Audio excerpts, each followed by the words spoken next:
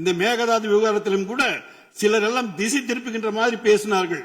எந்த காலகட்டத்திலும் ஏற்கனவே சிலர் சொன்னது போல், நமது அமைச்சர் எல்லாம் சொன்னது போல், அந்த சுப்ரீம் கோர்ட் ஆர்டர் எல்லாம் இருக்குது, அதை டீவியேட் பண்ணி எல்லாம் பண்ண முடியாது.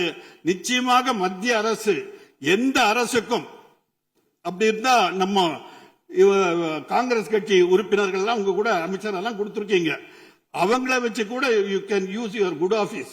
அவர்கள் எல்லாம் பேசி டி.கே. சிவகுமாரிடம் முதல்வரிடம் எல்லாம் பேசி செய்ய வேண்டியதை பேசுங்க. எல்லாரும் நமது தமிழகத்தினுடைய உரிமையை காப்பாற்ற வேண்டும் என்பது அடிப்படை எண்ணம். ஆகவே அந்த மாதிரி முயற்சி செய்யலாமே தவிர மீண்டும் அந்த மத்திய அரசை குறை கூறுவதை தயவு செய்து தவிர்க்க வேண்டும் என்பதை நான் அன்பாக கேட்டுக்கொள்ள ஆசைப்படுகின்றேன். கடந்த காலங்களிலே தமிழகத்திற்கு மட்டுமல்ல, தேசிய அளவிலே நமது பாரதிய ஜனதா கட்சி பல திட்டங்களை எல்லாம் செய்திருக்கின்றன.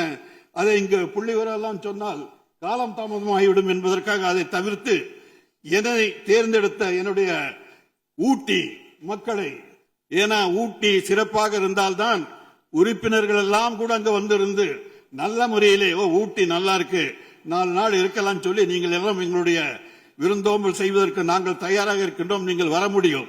ஆனால் அங்கு மோசமாக இருந்தால் என்ன, தமிழகத்திலே ஒரு சுற்றுலா தலத்தை சிறந்த, ஏன்னா என்ன சொல்றாங்க, கேரளத்தை அவர் ஓன் காட்ஸ் ஓன் ஸ்டேட் என்று சொல்வார்கள். நாங்கள் பெருமையாக சொல்லுகின்றோம், God's own district is Nilgiri district.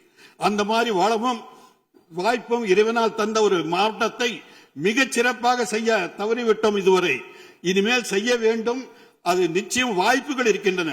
அதற்கு நமது முதல்வர்களும் அமைச்சர் பெருமக்களும் சம்பந்தப்பட்டவர்கள் எல்லாம் நாங்கள் கொடுக்கின்ற திட்டங்களை எல்லாம் பரிசீலனை செய்து அந்த இன்ஃப்ராஸ்ட்ரக்சர், அதாவது சுற்றுலா தலங்களுக்கு எது வேண்டுமோ அதை நீங்கள் செய்து தர வேண்டும் என்று நான் அன்போடு கேட்டுக்கொள்கின்றேன்.